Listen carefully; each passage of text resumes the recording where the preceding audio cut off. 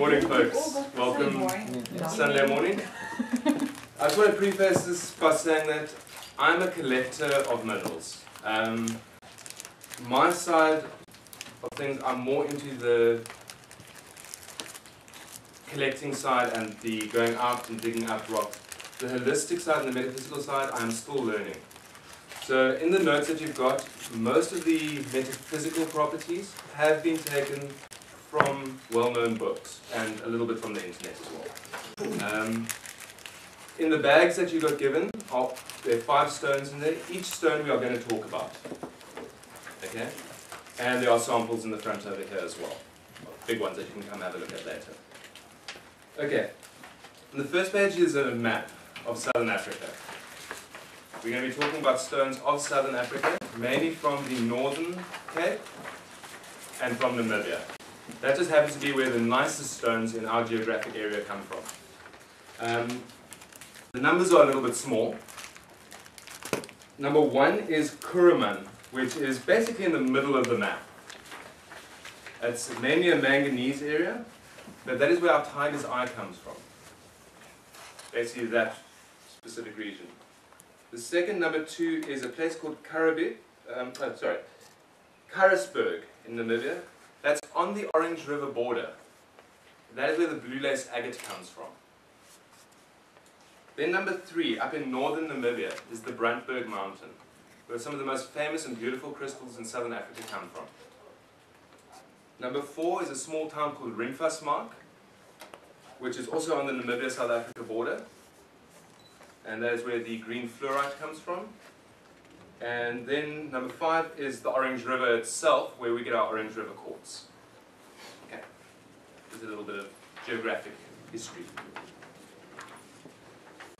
Okay. Due to the fact that some of the incentives for the Interfaith Library that is going to be hosted here in Cape Town were mineral specimens from South Africa, I was asked by Reverend Laurie to please source them. I've decided that those are the minerals we're going to talk about, just so that we can follow the history on. As I said, we're doing tiger's eye from South Africa, blue lace agate from Namibia, Brandberg crystals from Namibia, Ringfasmark fluorite from South Africa, and the Orange River quartz from the South African-Namibia border. All of these minerals are from a similar geographic area. Some are found in other countries, but most are unique to their specific location. As you know with crystals, all crystals vibrate to a certain frequency. Therefore, similar minerals from around the world vibrate to similar frequencies. So a quartz crystal from the Northern Cape will have a similar energy to a crystal from Arkansas, due to the fact that they are both quartz. That is how we are able to attain the crystal web that we use in global rituals. What makes each crystal unique is the location it's found in. Different geological stresses, climate, even the people and wildlife in the area can change the energy of a crystal. Some minerals can have exactly the same chemical makeup, but look totally different in size, color, shape, and form around the world. I often get asked by people when I'm selling crystals, what's the difference between a crystal and a mineral? All crystals are minerals, but not all minerals are crystals. Okay? So quartz is a mineral, tiger's eye is a mineral. This is a tiger's eye. You can pass that one around. It's a nice big slab of golden tiger's eye. That's a blue tiger's eye. You can pass around that way.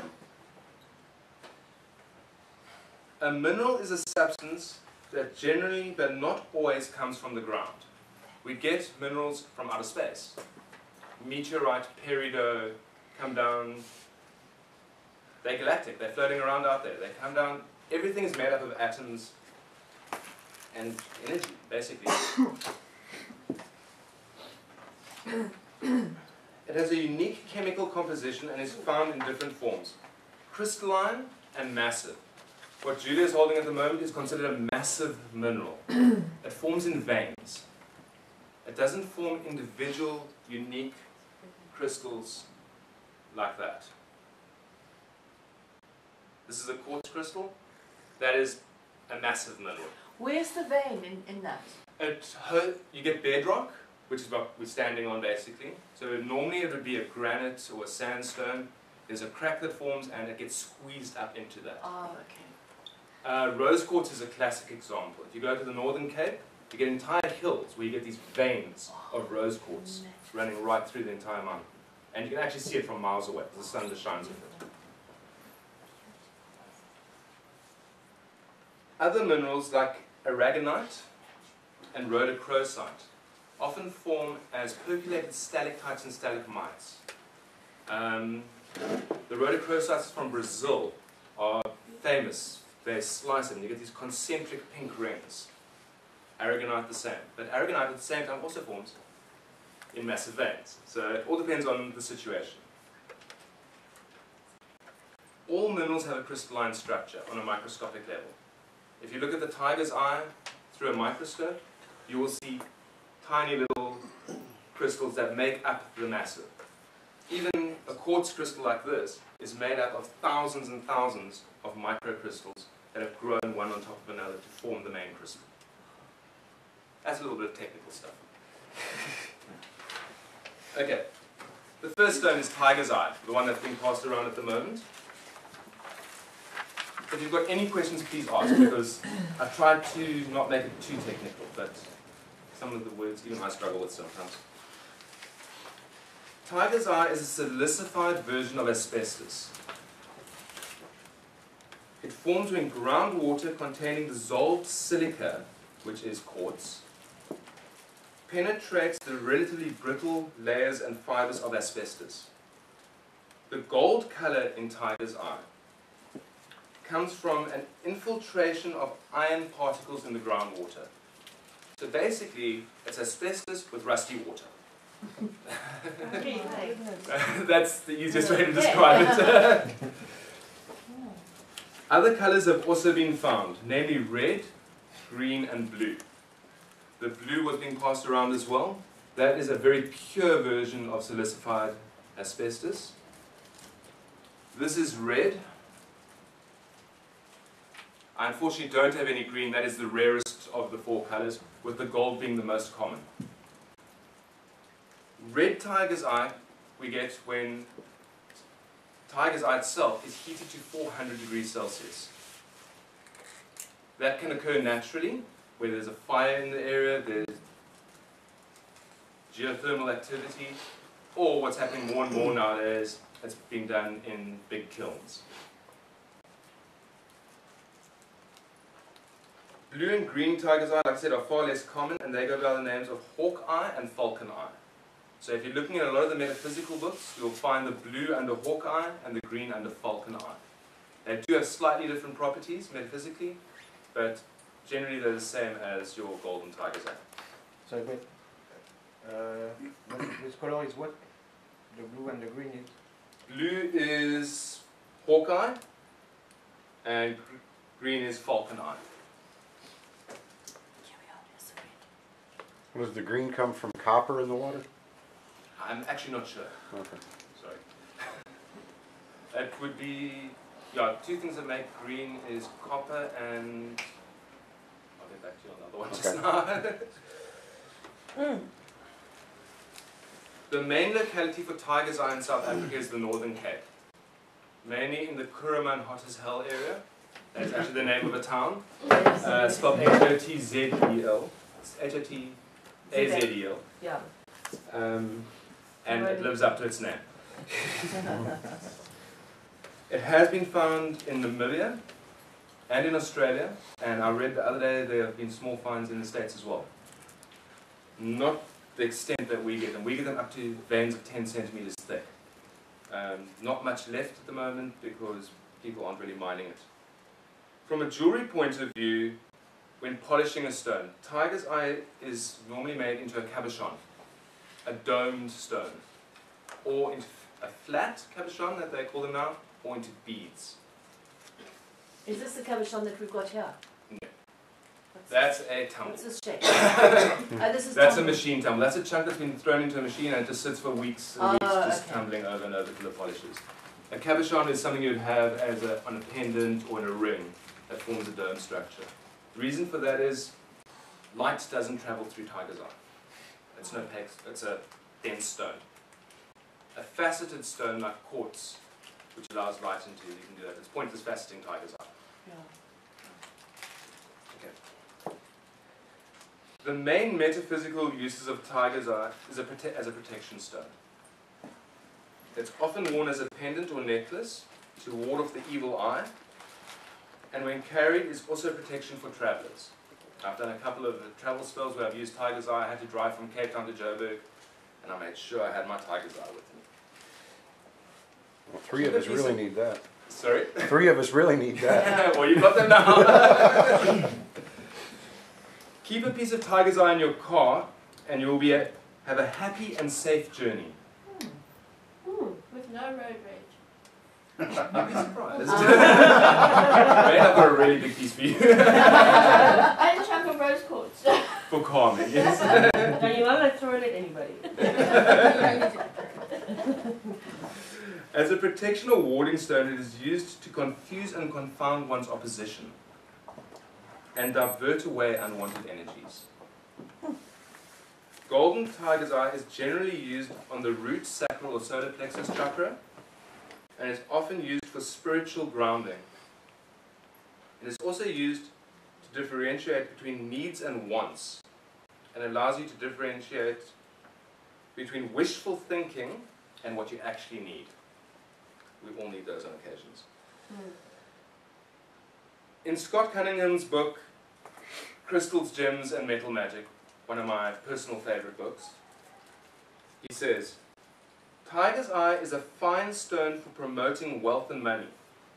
A simple money spell involves empowering several tiger's eyes with your need for money. Use them to surround a green candle, light the candle, and visualize. Nice and easy. Nice. I also believe that the tiger's eye is really good to help those that would be doing presentations and that sort of thing, because it Give me helps. with that piece back, please. Because it helps one with confidence. So I've read, and I should try it. Okay. 1 down, 4 to go. Oh, I did. The next one we're going to do is blue lace agate. This comes from just over the South African-Namibia border.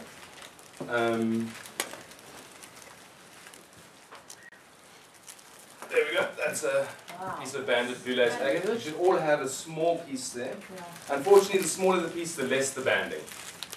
So you can come have a look at this one a bit later. You can see the banding a bit better there. I'm not going to pass this one. It belongs to my father-in-law, and on pain of death, I have to get back to him.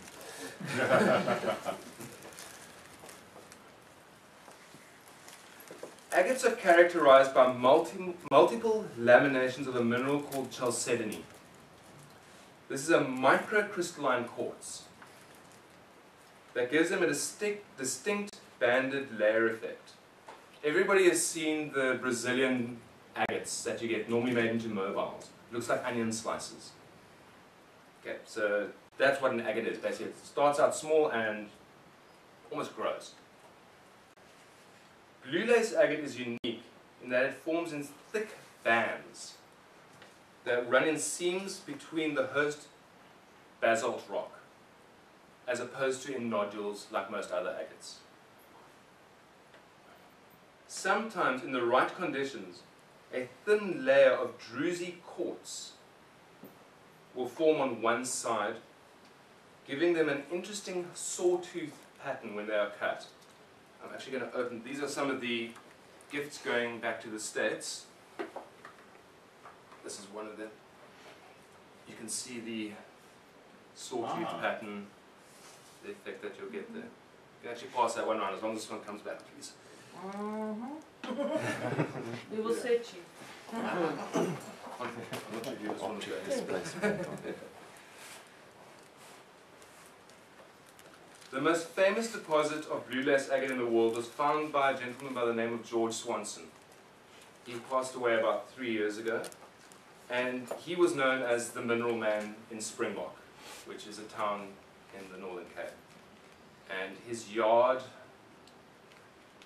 was probably about the size of this entire building that we're in, and it was just piles of rocks. You could go there and spend the entire day with a bucket just picking up stones. It's a great place. It still exists, but unfortunately George has passed on. The deposit that he found is just over the Orange River on the Namibian side of the border, and has been extensively mined for use mainly in the lapidary market and in jewelry. Lapidary being the making of polished artifacts, eggs, spheres, that sort of thing. Other deposits of blue lace agate have been found in Malawi and Tanzania as well as the US, but cannot compare in quality or thickness. The best deep blue color has been nicknamed Swanson's chalcedony in honor of George Swanson. From a jewelry point of view, like tiger's eye, blue lace agate being a very dense stone is generally used as cabochons or beads. Blue lace agate is a stone of peace and nurturing. It brings understanding and contentment to the wearer. It is used to soothe an overactive mind and engenders feelings of belonging in the world. It is an incredibly calming stone and allows exploration of the more subtle planes of existence, conveying messages that would otherwise be hidden to us. Used in magic or meditation, it helps bring peace, understanding, and contentment. According to Judy Hall in her book, The Crystal Bible, blue lace agate is a wonderful healing stone. Its soft energy is cooling and calming, bringing peace of mind. It is particularly effective for activating and healing the throat chakra, allowing free expression of thought and feeling. It opens a way to experiences of the higher energies. This is one of the great nurturing and supportive stones. It will neutralize anger, infection, inflammation, and fever. And I've got a little subnote at the bottom there. It says, interestingly enough, when researching blue lace agate for this talk, I found hardly anything to do with the geological side of it, and pages and pages on the metaphysical, which is very unusual. I just want to say one other thing. When I sell stones to people, and I talk about metaphysical properties, I always say to them, a lot of people ask me for things that can heal diseases. Stones work on energy. If you want to heal a disease or a sickness, see a doctor first. These are alternative healing practices. Don't take it as your primary. It's not a physician. It is a stone. It will help, but go see a doctor first. Please. Okay. Now we're getting on to my personal favorites. These are my babies. The Brandberg Mountain in Namibia. If you go onto Google Earth and you type in Brandberg Mountain, you will see from the straight up, it looks like a cone. It looks volcanic. It's in the middle of the desert, and some of the most amazing quartz crystals in the world have come from there. You can come have a look at these ones later, but very pale amethysts. Oh, beautiful. And some very unique shaped smoky quartz. And this is one that I got recently from a new find. I don't even know what shape to call that. Lozenge, I suppose, would be the easiest. Freeform. It has got every single face. So it is a true crystal, but it's just a very unique shaped crystal. It's not your classic upright, six-sided. Yeah, It's an individual. definitely. I think there were two what we call pockets found with those crystals, and I managed to get one. So. And but when you dig them, are they in this shape or? I haven't dug Brandbergs myself. When we dig, we go up to just about 300 k's north of here. But yeah, this is our standard digging tool that you'll spend 3-4 days on your knees with, trying to get crystals up without damaging them. But the guys that dig them out in Namibia have come to the realization that they can get really good money if the crystals are in good condition, so they're very careful nowadays. There's no going in with dynamite and like they used to. They used to just blast an area and then go in and pick up the crystals. Now the guys actually sit there for days on end digging them out. Because the better the condition, the more money they can get for them. Okay. Quartz is one of the most common minerals on Earth. There's quartz in almost everything around us, in the form of silica. From beach sand to the mountains to the glass in front of you. There are many varieties of quartz, all slightly different. Smoky quartz, amethyst, citrine, clear quartz, and rose quartz are all slight variations on the same basic recipe. All it is another little mineral has got in there and that changes the color. Could be irradiated, that could change the color. Irradiated amethyst is citrine. Heated amethyst is smoky quartz. A lot of the very dark smokies that we get locally, that come from the US, especially from Arkansas, have been heated. And it's a clear crystal that has basically been metamorphosized by heat. The Burgell mountain in northern Namibia is home to some of the most famous quartz crystals in the world. They are unique in that they come in a wide variety of shapes and forms and colors. The most famous are the tricolor crystals.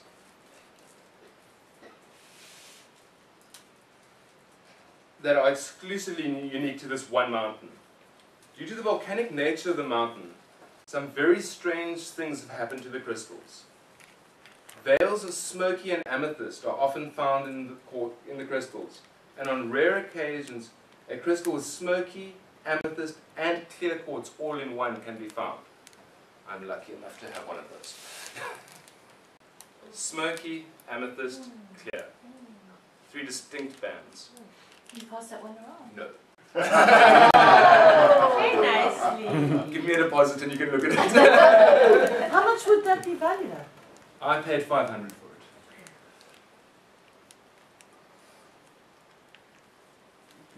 it. On even rarer occasions, crystals have been found to contain water inclusions, with bubbles that travel in the crystal. You can move the crystal and it looks like a spirit lamp. Do you have one? I do have one in the box over there that I'll show you afterwards. I've got to pinpoint where the little bubble is because it's really tiny. From a jewelry perspective, the crystals are very seldom cut because of their uniqueness. But they are often mounted with a silver cap and worn as pendants. 1 or 2 people I know have faceted Burgell, and people always look at them very strangely and how could you have done that? Because they're just such beautiful crystals.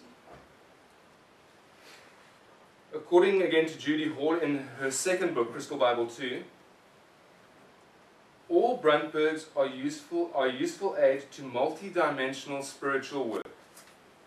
Inner windows or phantoms assist in looking within or traversing the spiritual planes and generally break old patterns and ties. The high vibration crystal is an indispensable aid for healing and journeying, and for exploring the pure, eternal blueprint that lies behind existence. It returns a body to the purity of vibration and intentions that came before the imprinting of earthly incarnations. Emanating infinite compassion to all of creation, Burgell crystal brings the deep soul healing and forgiveness. This stone speeds up recovery from illness or accidents and is excellent for house cleansing. A smoky Burgell is the finest tool available for removing implants, attachments, spirit possessions, mental influences, and this is a stone par excellence for transformation and transition.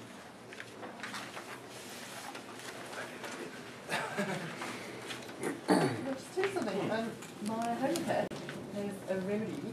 And it's basically quartz crystal. It's been made into powder. Okay. And you actually take it for hair loss. And it helps to strengthen the follicle. So that it will not. I've seen a lot of shampoos lately have all of a sudden got crystals in them. No, this is, you can actually see it. It's actually Okay, so it's basically powdered quartz silicon Yeah. crystal, yeah. Yeah. Interesting. Okay. Rimfast mark fluorides. Explain to the American brethren the meaning of rim-fast mark. Thanks, Tisha. Okay? I don't know actually. Durban. Rimfast Ask mark, or Durban would to it? explain. Oh, who's Afrikaans? Don't. No? A rim is a, what's the word in English? It's a Leather thong. A thong. It's a thong, and the place is actually called rim-fast mark, so it's thong tie basically. Make the thong tight. Tighten Yeah. it, yeah, but I've never come across this. I mean, it's quite an interesting name, rim-fast mark. To tie up a thong, yeah. The rim piece. A rim is not just a thong. Also a piece of cane as well. Yeah. A rim is more or less like a type of leather type of Yes, thing that they yeah, use yeah, for like a leather whips and Yes. things like that, and even in cowboy town to do the hoops and stuff. So There it's you go. rimfast mark is when they tie that to See, it's related. Here's another big one that you can come have a look at later. These are Oh, that's individual. wonderful. These are individual crystals that are actually coated in quartz. Beautiful. I'll explain about that now. Sounds heavy. It is.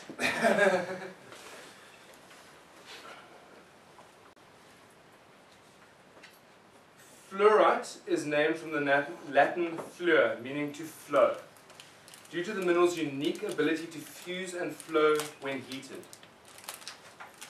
It is considered one of the chameleons of the mineral kingdom, as it comes in such a large variety of colors. Black, green, blue, orange, white, yellow, red, pink, even purple. As an economic mineral, fluorite is mainly mined for the manufacture of hydrofluoric acid. This is one of the most dangerous acids around. I do not recommend playing with it. And it is also used as a flux in welding rods to get metal to flow. So you get that nice clean weld. Just a thing on hydrofluoric acid quick. It is the only acid that will eat through quartz. That's how strong it is. If you drop it on your hand, you won't notice. It'll soak through your skin and it'll eat your bones away. Yeah, it is incredibly dangerous, and the guys that work it wear containment suits. In mild forms, it's used for metal cleaning, polishing stainless steel, but that's very highly diluted. What makes fluorite from the small town of Rimfastmark so unique is its color and shape. The main color of crystals from the area is a vibrant, bright apple green. Although a small amount of purple crystals have been found in the area as well. What's interesting about the shape is that they form perfect octahedrons. Basically, if you took two pyramids and you stuck them base to base and you held it up, you would have what is an octahedron. And very few places in the world have the quality of octahedral crystals that Rimfastmark does, and the color is just mind-blowing.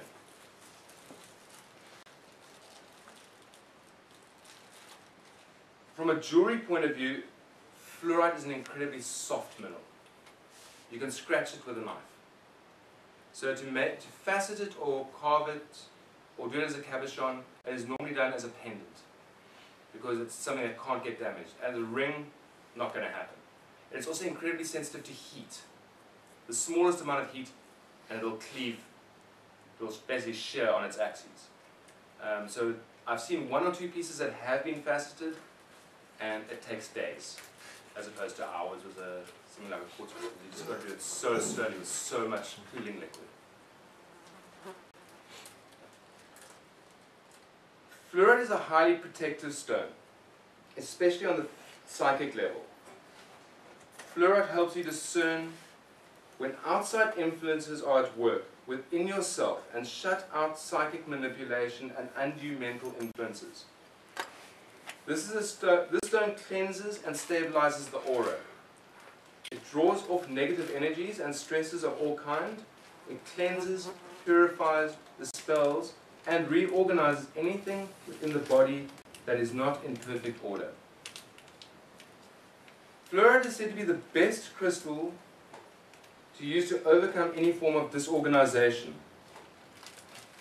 Fluorite grounds and integrates spiritual energies, promotes unbiased impartiality, and heightens intuitive power.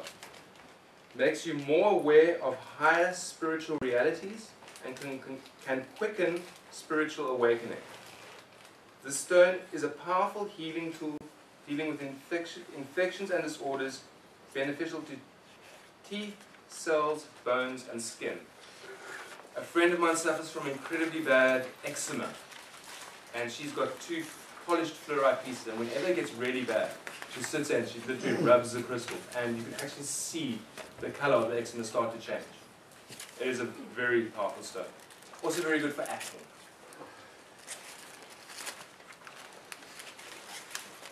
Okay. Nearly done, guys. One more left. Orange River quartz. You'll see in your little bags you've got, some people got the very nice bright orange ones, and some people got the slightly darker red crystals. This is a cluster of Orange River quartz crystals. I think you guys got the dark red ones at the back.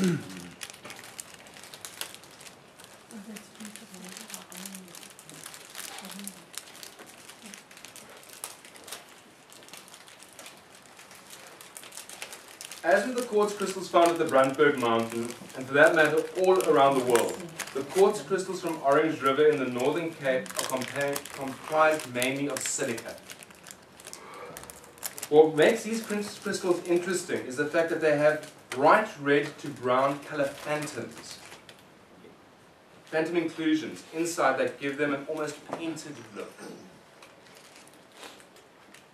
The reason for this unusual phantom inclusion is that at some point during the growth of the crystal, a large quantity of oxidized iron, rust again,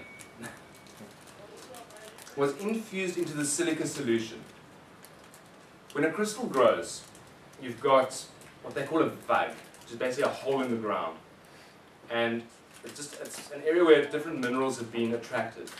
And silica would have concentrated in that area, and as it dries would be the easiest way I can describe it. The crystal forms. If you take salt and you get a cup of salt water and you just add salt until you can't dissolve anymore, and you then leave that in the sunlight with a string hanging it, you'll get salt crystals that grow. It's the same thing with a quartz crystal, just over thousands and thousands of years.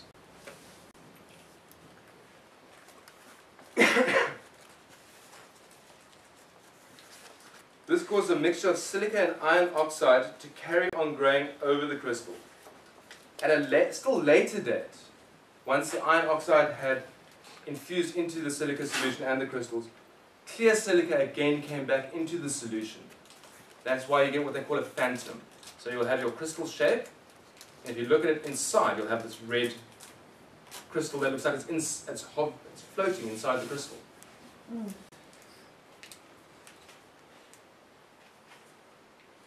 In jewelry, these crystals are rarely used due to what is considered in the jewelry trade, the mainstream jewelry trade, as an unsightly color due to all the inclusions. In more recent times, metaphysical jewelers have mounted cross-sections of these crystals as either slices or cabochons to show off their uniqueness. Beauty is truly in the eye of the beholder. If you cut one of these crystals across, you'll get obviously a 6-sided crystal plane, and you'll have these phantom onion rings again inside, and you get this red, clear, red, clear, red, clear going down.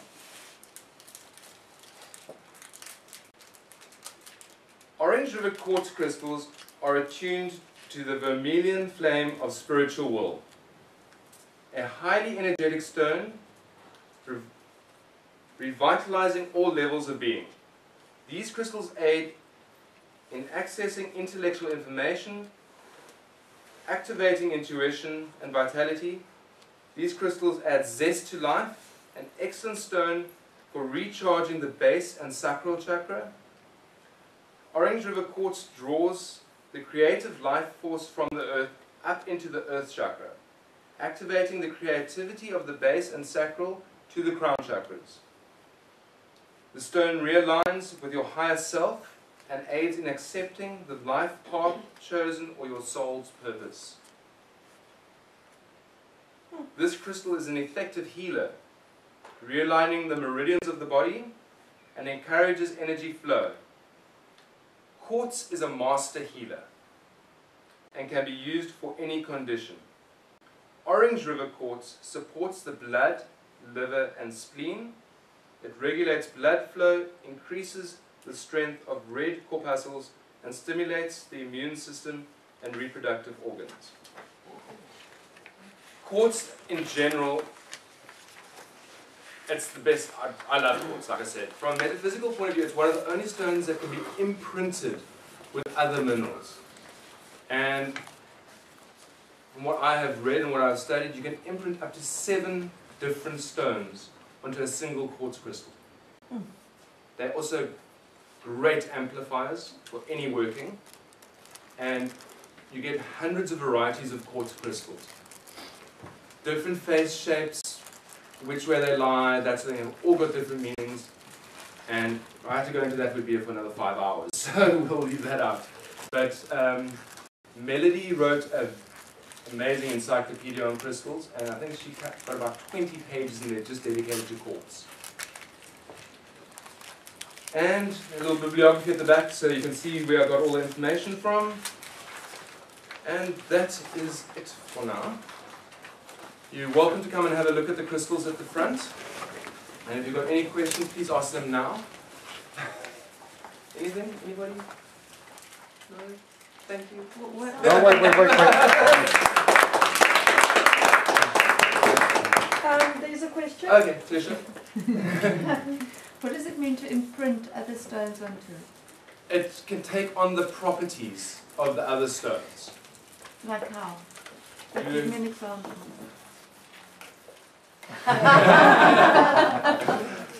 If you had a clear quartz point, Yes. and you took any other mineral, blue lace agate, and you held it with that stone, Yeah. and you used it in a working, it would take on the properties of that blue lace. And you could then use the quartz crystal as a later date if you couldn't get hold of blue lace.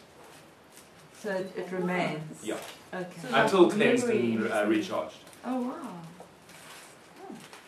Do you have any of the clear with the red phantoms? You'll be able to see it on some of these. to sell. Oh, to sell. Well, to look at, to talk about, to possibly sell. I mean, let's. These ones are very orange. I might have something in the box. I'll have to check. Okay, thank you. Okay. That's it. Ren and Terry, would you mind coming up?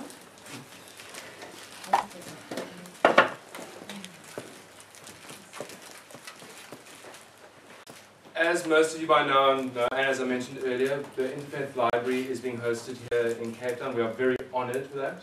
Reverend Laurie did an amazing job, and the perks for the donations were crystals from Southern Africa that we've just talked about. I'm now handing over to you with the crystals. Something else to carry back. Yep. Just so that everybody, where's that blue lace agate going? I've got it. It's a sacred suitcase. Sacred Sacred suitcase is going back full. It may be. May have to take that suitcase. Each one comes in its own little box, and what we have just talked about now, it's got this little story that the metaphysical properties, And there's a little thank you note from the clan of Kheper Temple in each one as well, addressed to the individual. You can put that inside there. We'll wrap this one up properly. And I hand these over to you. All right. Thank you. And thank you very much to everybody that donated for the library. We appreciate everything you've done.